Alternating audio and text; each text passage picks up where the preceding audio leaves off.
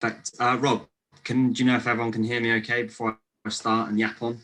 Yeah, you're coming over pretty well. Let's see if I was having a presentation up. That's the only worry I've got. Okay. Amazing. Before I share my screen, I just firstly want to thank everyone for joining today. It's good to see people not running around getting toilet roll. And I appreciate that a lot of you will be prepping for lockdown, so I do appreciate your time. And again, if you have any questions, use the chat, or the key thing for me today is to try and get a discussion going. I think over the last 9 months, certainly me having presentations every day, I think sometimes they can get a little bit boring. So I'm going to do 5 minutes just to set the scene so you'll know who I am, what I do. And then I want as many of you to ask questions so we can have some open discussions around things like apprenticeships, T-levels and Kickstart as well, which will be a big topic. So if I just share my screen. Can we see this? Yep, we can see your PowerPoint screen. Do you want to hop into slideshow? Amazing. Okay, so my name's Dan, of course. Some of you may know the Solent Apprenticeship Hub already. I think what's great is there's some new faces I definitely haven't seen before. And we've got a very big range of sectors as well, which is fantastic as well. So hopefully the variation will help with the discussion as well.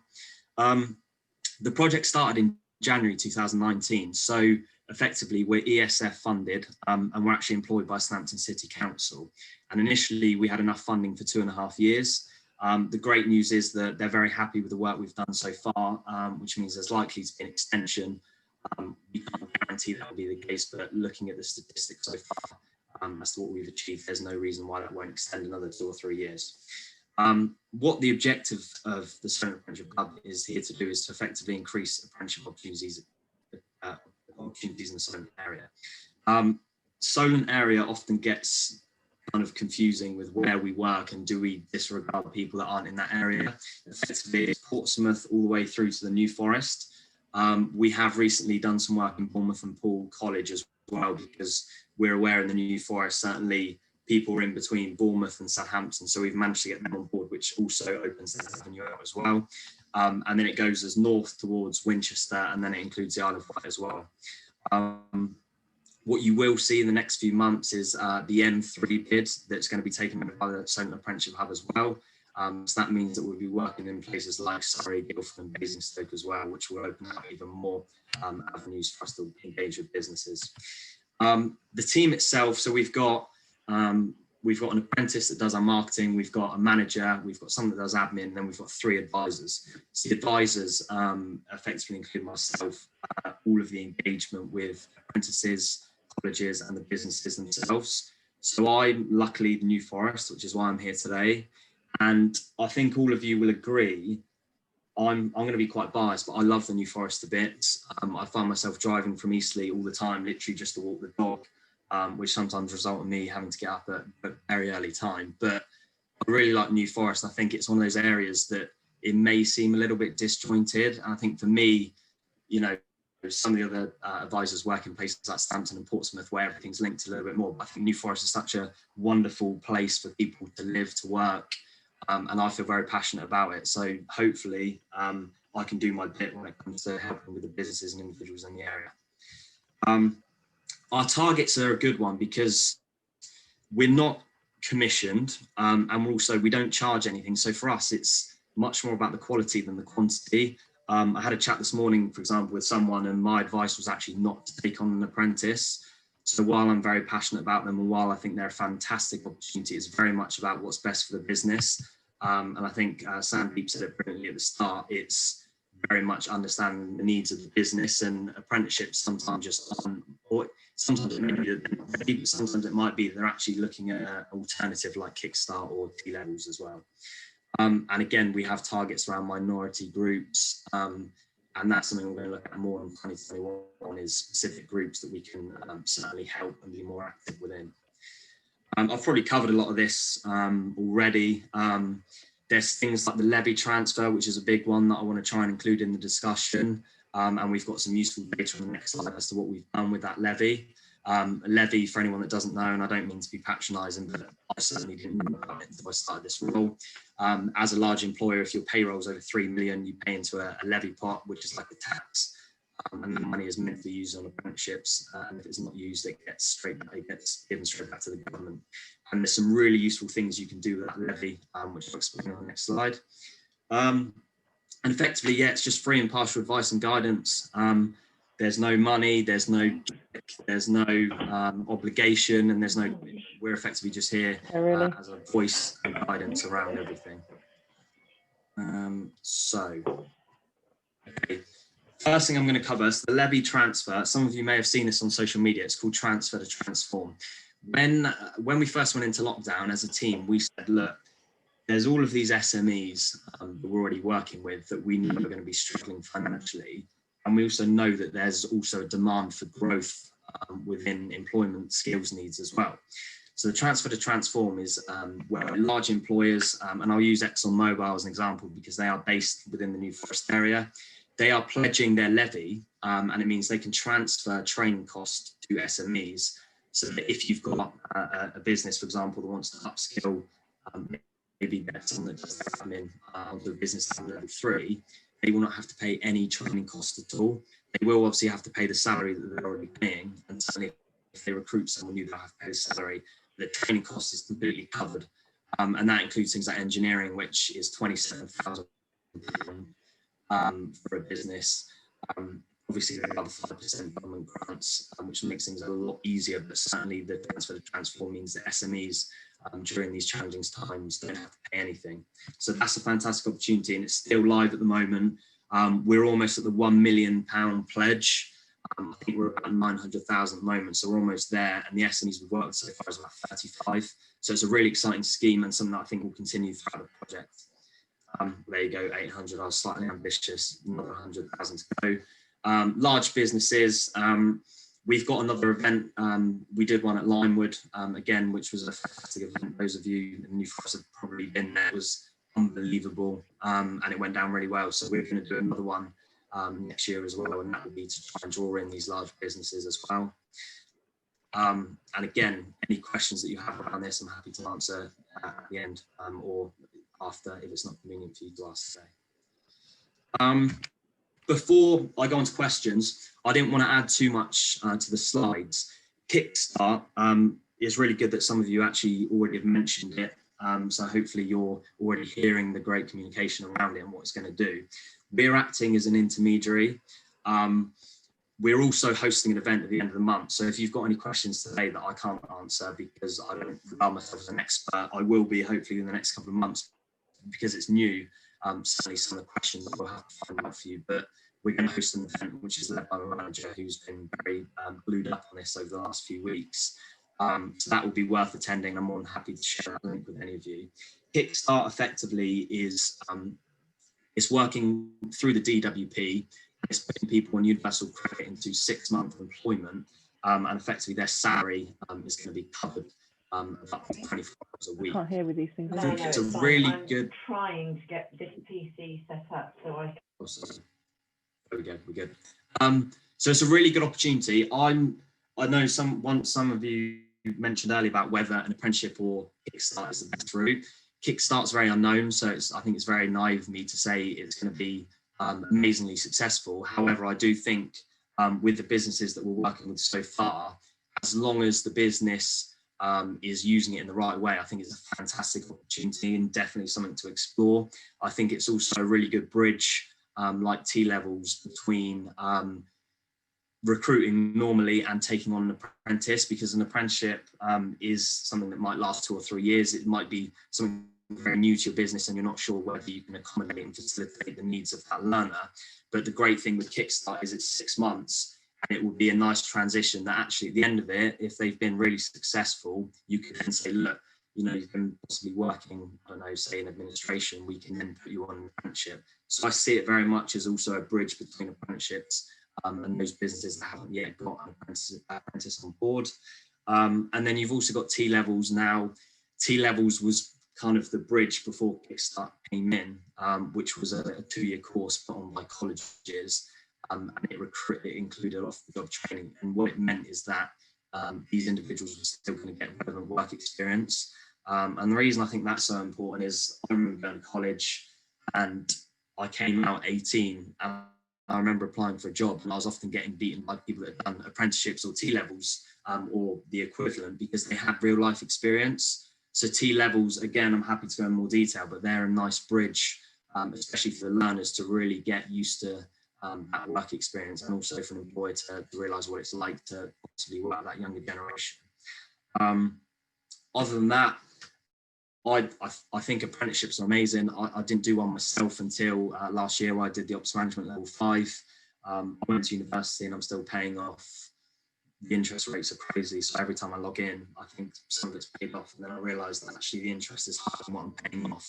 I still think university is a tremendous route for people and really important for certain sectors like science, but I think we need to be much more open to people getting to grips with work experience, and now that the apprenticeships are actually built by the employers. I think we know that we can trust that these apprenticeships will get people on the pathway to a successful career, as opposed to 10 years ago when they were very much college-based and built by the training providers themselves. Sorry if I've waffled on. I wanted to try and cover as much as I could in sort of 5 to 10 minutes. Any questions any of you have got, I think it'd be fantastic if we can have an open discussion. I'm more than happy for everyone to unmute their mics, and hopefully we can make this as useful as possible. So I will stop my screen share. And if anyone wants to unmute and ask questions or just have a chat in general, then I'm ready to rock and roll. Okay, great, thanks, Leon. And I think your sound quality's come back now. You've taken the slides off, so that's amazing. Good to see. So we've had a couple of people in the room already express interest. Chris has, and I think it was also Gemma. So both of you, does either of you want to ask some questions of Leon?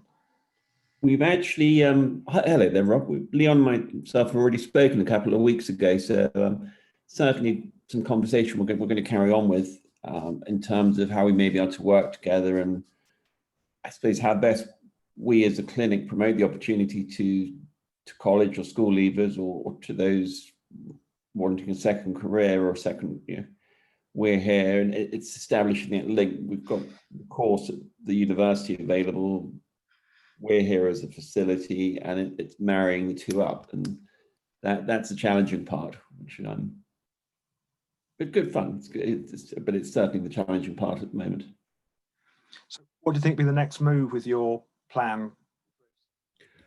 Well, I'm talking, continuing conversations with the universities. Again, I think Leon may be able to offer some further insight, and we'll take the conversation offline, I'm sure, in the future.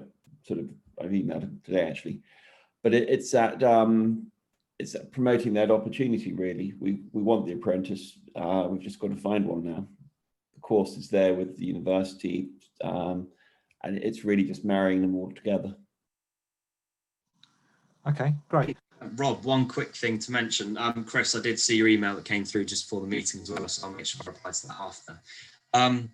One question some of you may have that I didn't mention on the presentation is the process. So if we meet with a business, what we do is we complete something called an organisational needs analysis, and it's very much about identifying where your skills gaps are and where your opportunities are for growth.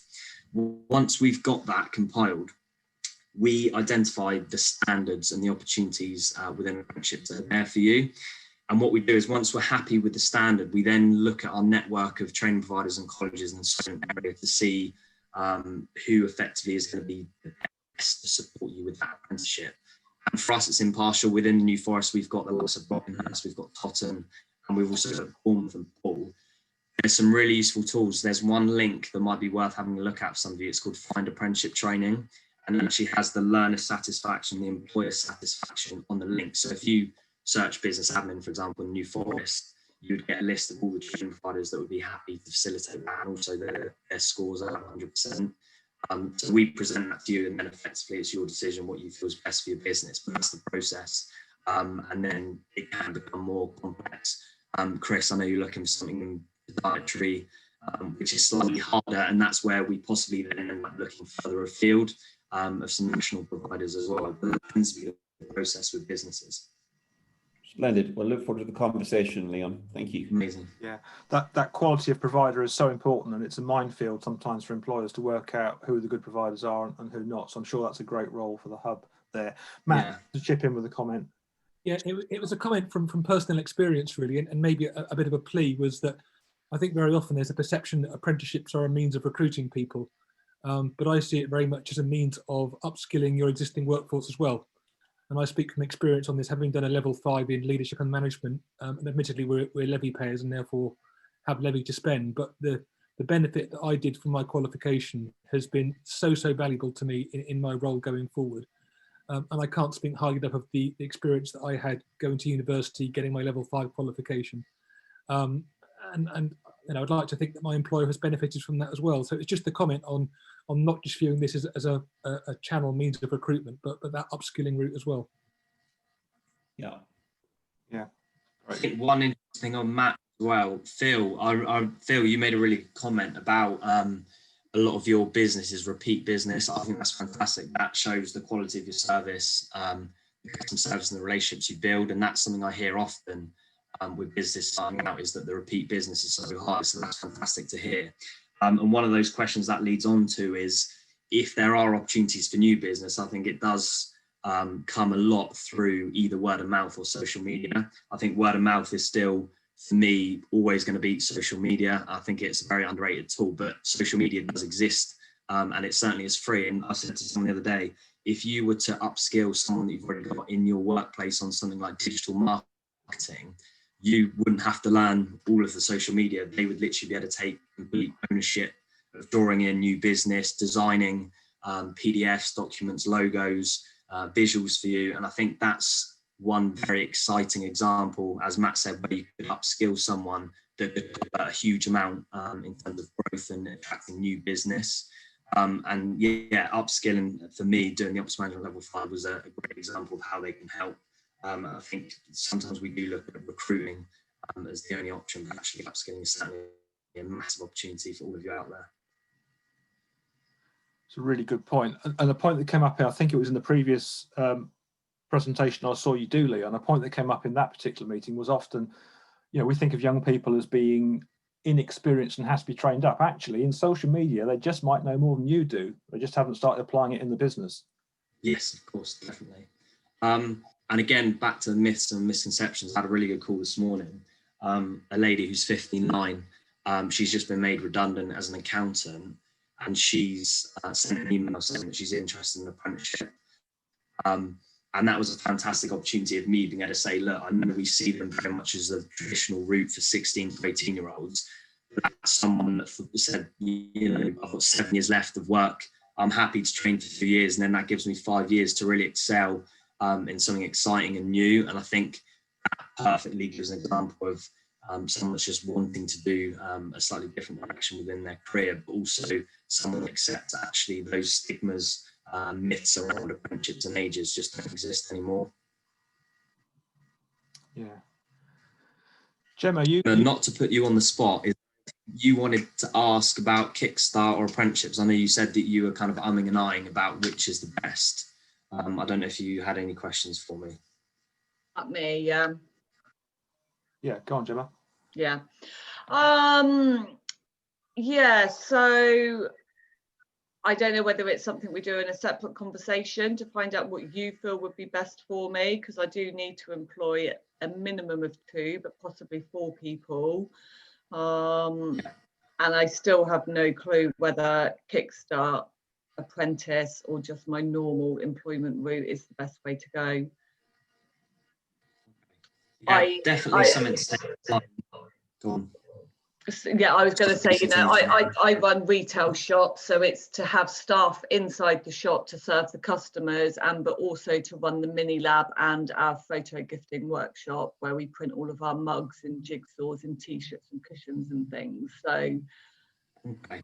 I think one good thing, certainly in retail, we had one example a couple of weeks ago, and what we decided to do was to produce the job description of what you need first. And then that was a really good way of us then comparing an apprenticeship to Kickstart, because with an apprenticeship, you've got things like the customer service apprenticeship, And it may be that that perfectly aligns to your business needs, and also we can support with funding as well. And actually they then decide to go down that route rather than Kickstart. The good thing with Kickstart is you do get as much control as you want with the recruitment. So I know for, you know, a lot of people it's about the right fit. And I think sometimes people think with Kickstart that they're being given someone that's assigned to DWP, but the recruitment process is very much the same way. You're entitled to interview as many people as you want, and you can make sure you get the right fit in terms of the skills that they have. Customer service being a good one, you'd want someone that's friendly, that's approachable, that can communicate well, that's adaptable with different age groups, etc. So things like that will be important. And I think that's something from a job description point of view that we can have a look at.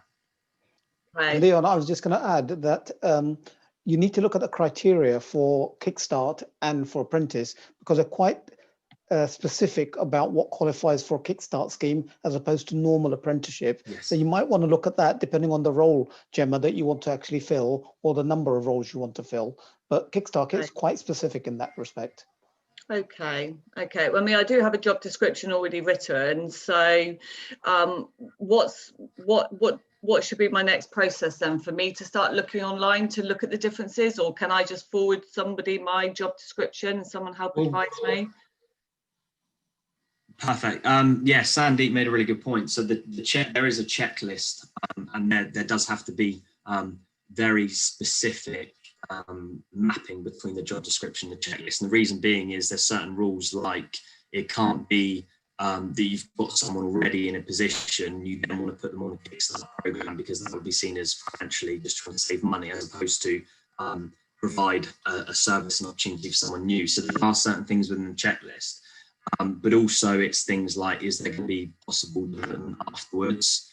And that's to prevent things like, is this a cheap labour opportunity for someone to come in and Kickstart, work for free for 6 months, and then phased out with no opportunities after? And I know you wouldn't do that, but they're the kind of conversations and the checklists that need to be mapped. And where my do I advice would find that checklist? Say that again, sorry. Where do I find that checklist? I'll send that over to you, because we're acting as an intermediary in this whole process through the council, so I can send that to you. That's no problem. Lovely. What I'll do Thank you. with my email, email's pretty bad because my phone is a nightmare. If I give you this, and then just send me an email and I'll send it straight back to you. Lovely, great stuff. Thank you. Yeah. No problem. Thank Anyone you. else questions or thoughts? So if an employer is looking at taking an apprentice on for the first time, Leon, what are the kind of things they need to think about? You already touched on the job description, and clearly that's an important thing, but what about things like the working environment? And we hear, do apprentices have to be full-time supervised? Yeah, there is a safeguarding aspect, which certainly during lockdown has changed slightly, because if you physically can't work from home, how can you be supervised from home working? So there's some things from that we need to discuss. There's also things like the off-the-job training, which is a massive one. Any apprenticeship means and requires 20% off-the-job training. And I think sometimes it scares people that they don't think they're going to have enough capacity to let someone effectively one day of the week commit to their apprenticeship. One thing I will say is that certainly if they're work-based apprenticeships, there's a really flexible approach. And I know Matt will agree with me in the Ops Management Level 5. Or if you're going to university, it can be sort of one every 2 weeks. It doesn't have to be rigid that you have to commit to every Monday, for example, because it might be on Monday, your manager or supervisor needs you to do something more important for the business. So that flexible approach, I think, is worth considering, because the 20% off job training could be effectively like block release. So it could be, for 6 weeks, you're literally just doing your job. Then you have one solid or 1.5 weeks solidly doing the training. It can be very flexible depending on your business needs. I think it's worth considering that it's very important who you see as their one-to-one support network. I think taking on an apprentice for a new business also brings in other benefits. It might be that you get someone to act as their direct manager that you feel has the ability to progress out the company as a manager themselves. So this is building up their experience by just sort of having a one-to-one mentor. I think with all of it, you should be able to get good support from your training provider as well. So when we make that referral and you make the decision as to who you want as the college or training provider, they do things like 10-week reviews. So they will come out and they will, identify questions like, is it enhancing the business? Are they learning new skills? Is it too fast paced, too slow paced? And I think all these questions are really important, because sometimes people find the apprenticeship is useful, but it's not necessarily tailored or specific enough to the business. Example being, you could have 30 people doing business admin in the same class. One could be in the engineering sector and the other could be in IT. And it's how do you make that specific differential learning as such to meet the needs of the employer. So you will get that tailoring where you can to make sure that it's meeting your business needs as well. Okay, thanks, Leon. So in the selection of providers, do you have to take a strictly impartial position, or can you actually give specific guidance and recommendation on the choice of provider? Very good question. We're technically meant to always offer 2 options if we can, and we like to do private training provider in college, because I think there's pros and cons, and that way people can see the difference. We will sometimes be very honest. I know certain colleges are exceptional within certain aspects. I'll take EC College, for example, because I used to work there. Fantastic at construction, and they're very well known for their trades, their plumbing, their engineering. And they will be openly honest that some of their new apprenticeships over the years, they've decided to push aside because they realise it's not a strength, and they realise that actually other people possibly go elsewhere. So we would be honest. So if someone wanted a trade, we would say, look, EC College has got an amazing reputation. You can see the employment satisfaction rates as well. I think for us, it's trying to give at least the 2 options and making sure those 2 best options are based on the course itself, rather than, always things like location, which might not be the end of the world if we travel slightly further. Yeah, there's quite a few different factors to think about, aren't there? Yeah. Hey, Vicky, you've got a digital marketing apprentice, haven't you, in Let's Talk Communications? Am I right?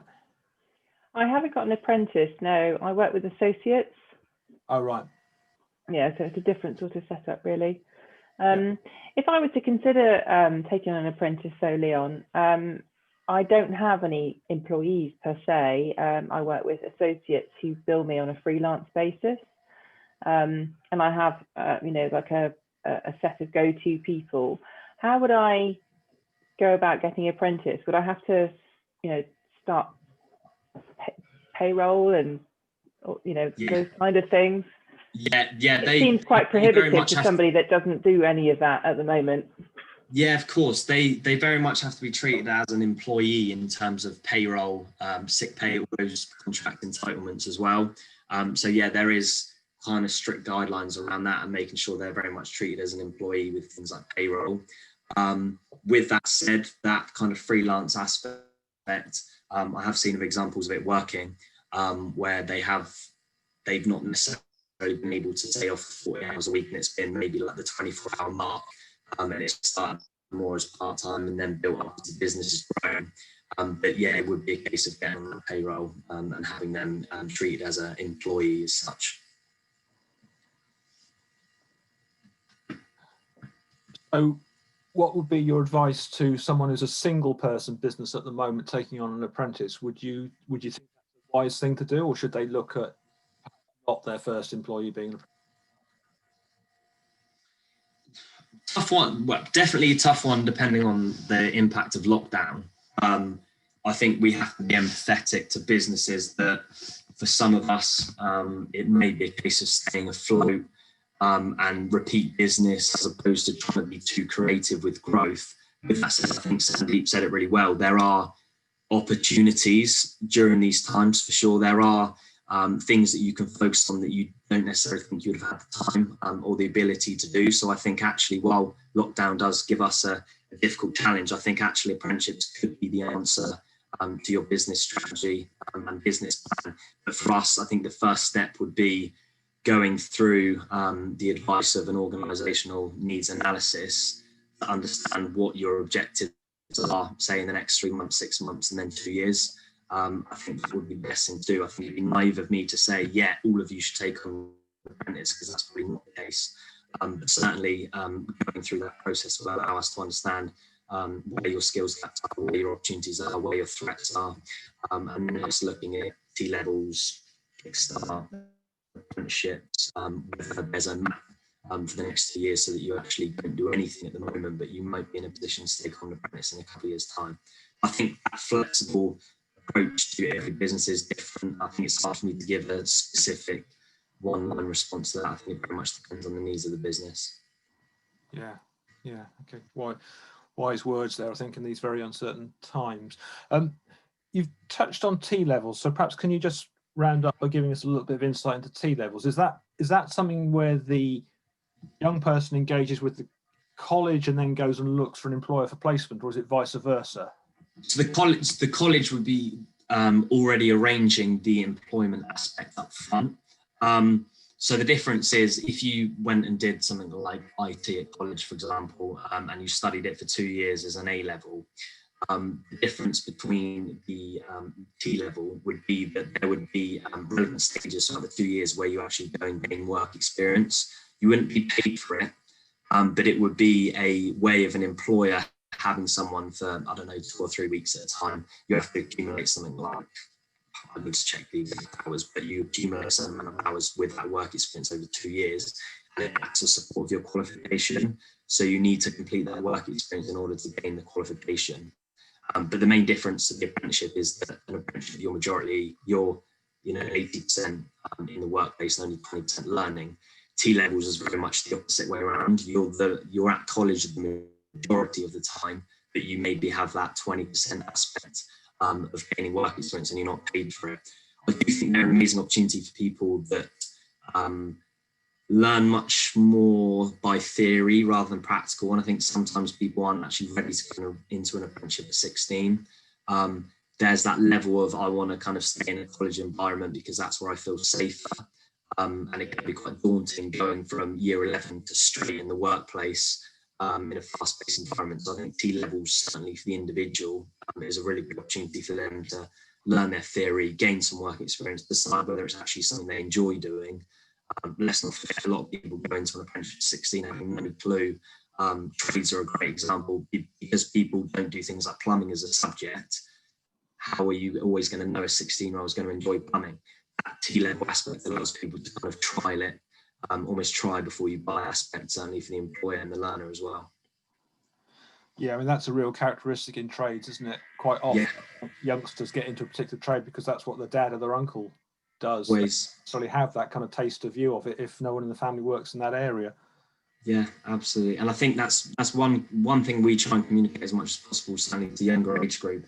I find it baffling when I go to an event. I still go to an event. This is 9 months ago now. I haven't been to an event in ages. But you get the parent and they'd be like, oh, I'm so worried, he's 60 now and he hasn't got a clue what he wants to do. And I sort of turn around and I'm like, I'm 27, I don't have a clue what I want to do. And I think it's refreshing because I think there's that expectancy of 16 to 18-year-olds being able to know exactly what they want to do. And you see the stats of how many careers people go through now. I think it's important that we recognise that actually there needs to be a more relaxed approach. Yes, it's important for people to be in employment and gain relevant and transferable skills, but actually we need to understand that, people don't necessarily need to be in their career by 21. Even I always use crazy examples, but if you look at a lot of examples of people like Morgan Freeman and then they're at 60 or whatever, and I know this might seem like a stupid example, but it gives people that confidence that they don't have to be in their career, that they definitely want to do for the rest of their life as well. Right. Thanks, Leon. There's loads of food for thought in the sort of latter part of this discussion and lots of good information throughout. So I think it's been a really good session. I hope everybody's enjoyed it. You've got Leon's email address. If you don't capture it, which you can do, by the way, if you click the 3 dots at bottom right of your screen, you should be able to save this chat. But if you have problems with that, just contact NFBP. We'll put you in contact with Leon and the Solent Apprenticeships Hub. Okay, it's almost time to wrap up. We do try and run these meetings to a strict 1 hour, and I have failed notably on previous occasions to do that. So it falls to me, I think, just to say that at our next meeting, we're going to have a slightly different format. We're going to have one of our regular attenders, Phil, and Phil's going to talk not about looking after your computer, although I'm sure he'll be happy to do that. He's going to talk about his experience with Google Ads and running paid ad campaigns, which clearly has succeeded for him. So it'd be great to hear from one of our members, a little bit of a workshopy format, how they've got on with doing that. So thanks, Phil, for offering that session, and we look forward to it very much next time. So hope to see you all then. And in the meantime, I hope the new shape of the world as of Thursday of this week, tomorrow morning, treats you as well as it can do. I look forward to seeing you in a week's time.